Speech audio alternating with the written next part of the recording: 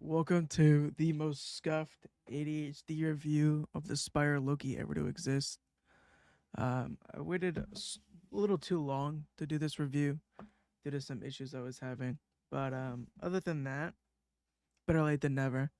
I'm glad I waited though, because originally when I got this pad, I was going to market it as a Cordura pad, and they came out a little later after I got it and announced that it was in fact, I think, polyester. Let me pull that up. It is, yes, it is in fact polyester. So it is not Cordura based on what everyone else is saying and how many reviews there are. I do want to touch on the speed a little bit. I would like to say that it's probably the pad I have the most that it compares to is the Venus. It is faster than the Venus.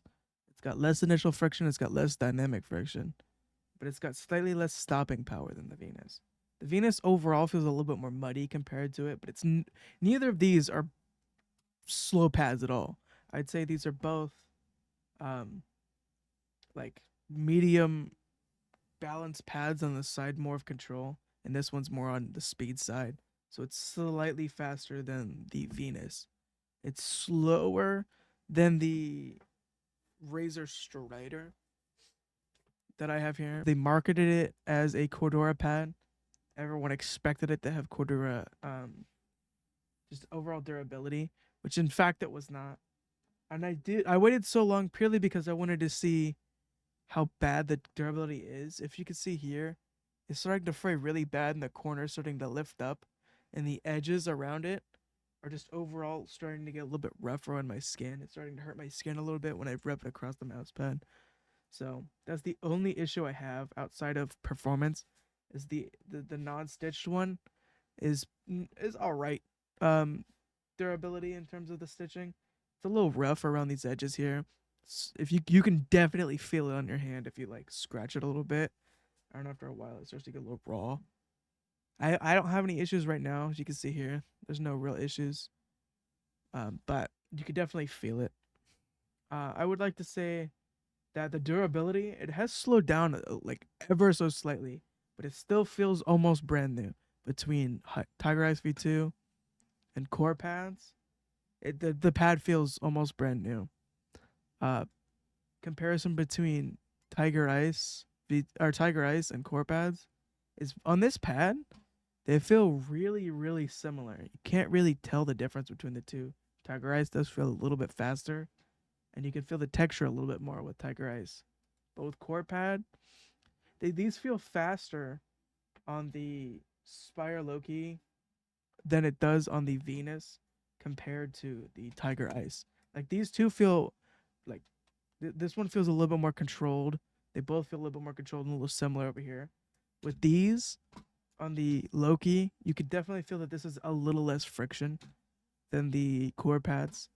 I would say that's probably the main difference between the two. Otherwise, they feel really similar, and you're not gonna have any issues with either of them.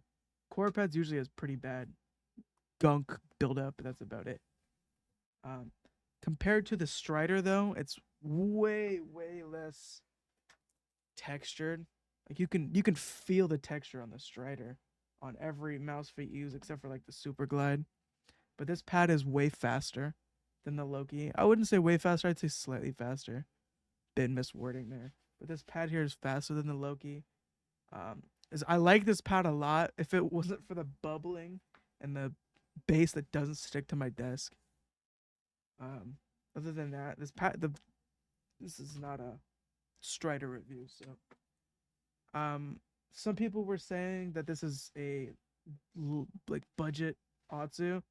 I think I disagree. The Atsu feels a little bit faster than this pad, ever so slightly, and the Atsu is way less rough on the skin than this is. But when you're gliding with your arm, not on the non-stitched one, because you can definitely feel the non the corners and edges and stuff. But if you're gliding like this, you can't really feel the texture in your arm that much. But it's definitely more than something on like the Venus and the LGG Mercury and the Saturn, but less than the Strider and Heian.